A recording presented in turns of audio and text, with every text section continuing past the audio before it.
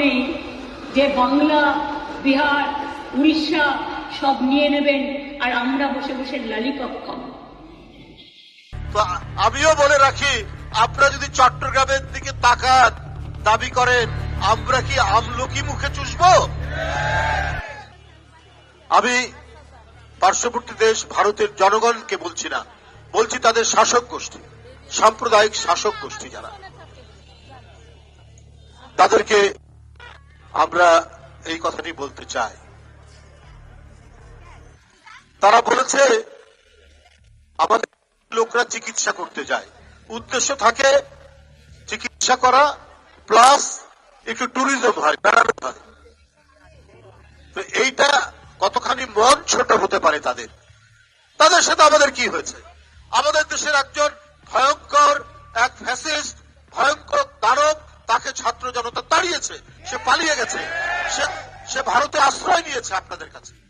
এই জন্য আপনাদের এত মনোকষ্ট, এই জন্য আপনাদের মনে এত ব্যথা। আজগুবি অপপ্রচার দিচ্ছেন বাংলাদেশের বিরুদ্ধে, অপতথ্য এবং অপপ্রচার দিয়ে বাংলাদেশের দীর্ঘদিনের যে একটি ভাবমূর্তি, এখানে হিন্দু, মুসলমান, বৌদ্ধ, খ্রিস্টান পরস্পরের সাথে সম্প্রীতি এবং ভ্রাতৃত্বের বন্ধনে তারা যে আবদ্ধ, এইটাকে নস্যাৎ করার জন্য ভারতের সাম্প্রদায়িক শক্তি, যারা প্রায় সেখানকার সংখ্যালঘুদেরকে অত্যাচার করে, নিপীড়ন করে, যা নিয়ে গোটা বিশ্বে তাদের প্রতি ঘৃণা এবং তাদেরকে ধিক্কার দেয়। আসামের খ্রিস্টান জনগোষ্ঠী তারা বলছে যে আমরা দীর্ঘদিন ধরে ধারাবাহিকভাবে নির্যাতন হয়েছে। এই যে ভারত তার গুজরাটে, আপনাদের নিশ্চয়ই মনে আছে, 2000-এর মতো মুসলিম নরনারীকে হত্যা করেছে কয়েকদিন আগে, যখন বর্তমান প্রধানমন্ত্রী তিনি যখন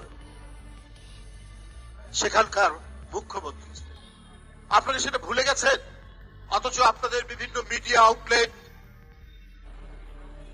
ফেসবুক, ইউটিউব, প্রত্যেকটি জায়গায়, হোয়াটসঅ্যাপ, প্রত্যেকটি জায়গায় বাংলাদেশ বিরোধী প্রচারণা করছেন। বলছেন যে গোপালগঞ্জে 5 জন হিন্দু পরিবারের 5 জনকে পুড়িয়ে হত্যা হচ্ছে। কোথায়? পৃথিবী তো সর্বোচ্চ প্রযুক্তির মধ্যে প্রত্যেকে একে অপরের সাথে পরিচিত। পৃথিবীর কোন মিডিয়াতে দেখালো না আপনারা সেখানে বসে থেকে অপপ্রচার করছেন। কারো মাথায় ব্যান্ডেজ করে, কারো হাতে ব্যান্ডেজ করে ওটা মিডিয়ায় দেখাচ্ছে।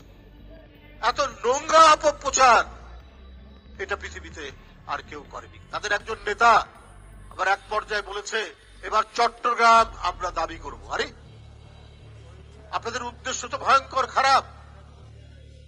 একটি স্বাধীন সার্বভৌমত্ব দেশের উপর একটি অংশ আপনারা সেটা দাবি করবেন?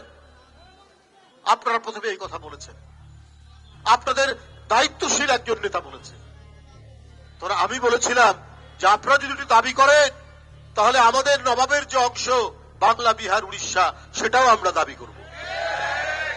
এবং এইটাতে পশ্চিম বাংলার মুখ্যমন্ত্রী অত্যন্ত নাকি গোস্বা হয়েছে, কষ্ট পেয়েছেন।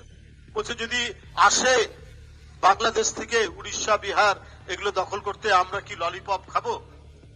তো আমিও বলে রাখি, আপনারা যদি চট্টগ্রামের দিকে তাকান, দাবি করেন আমরা কি আমলকি মুখে চুষবো? তা তো আমরা চুষবো না। আপনি মমতা ব্যানার্জি, আপনাকে আমরা জানতাম ধর্ম নিরপেক্ষ মানুষ, অসাম্প্রদায়িক মানুষ মানবতাবাদী হয়, এইটা আপনারা জানতাম। কিন্তু আপনাদের অত্যন্ত গভীরে যে কট্টর হিন্দুত্ববাদী লুকিয়ে থাকে সেটা দেখলাম যখন আপনি বললেন যে বাংলাদেশে জাতিসংঘের শান্তিরক্ষী পাঠানো দরকার। কি কারণে আপনি শান্তিরক্ষী বাহিনী পাঠাবেন? আপনি অন্য দেশে কিভাবে এটার আপনি এই কথা বলতে পারেন? আপনি আন্তর্জাতিক আইন কানুন জানেন না, আপনি অর্বাচীনের মতো এই কথা বললেন। ভারতেরও কেউ কেউ প্রতিবাদ করেছে। তারপরে আপনাদের মনের মধ্যে বাংলাদেশের প্রতি কোনো সম্ভ্রম নেই, কোন বাংলাদেশের মর্যাদার প্রতি আপনাদের কোন ধরনের আপনাদের যে সম্মান দেখানো সেটি নেই। আপনারা সবসময়